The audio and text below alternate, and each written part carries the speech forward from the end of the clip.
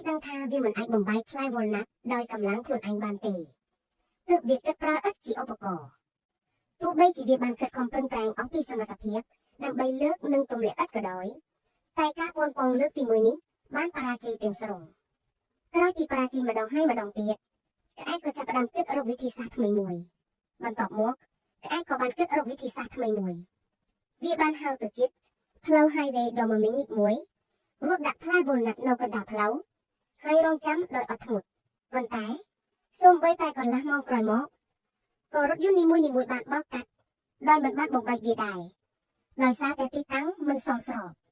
សូមអរគុណសម្រាប់ការទស្សនាចុច like និង share ដើម្បីទទួលបានវីដេអូជាច្រើនទៀតហើយសម្រាប់ផ្លាស់ប្ដូរទីតាំងដាក់ផ្លែវ៉លណាត់ទីកន្លែងដែលល្អជាងនិងមានលទ្ធភាពខ្ពស់ក្នុងការកិនបំបែកលើកនេះការខិតខំប្រឹងប្រែងរបស់វាទីបំផុតបានទទួលផលហើយផ្លែវ៉លណាត់ត្រូវបានកិនបំបែកដោយកង់រថយន្តដោយការគ្រោងទុកក្អែកដ៏ឆ្លាតវៃនោះក៏បានហៅទៅជួបជុំដោយក្តីរីករាយជាមួយនឹងអាហាររបស់វា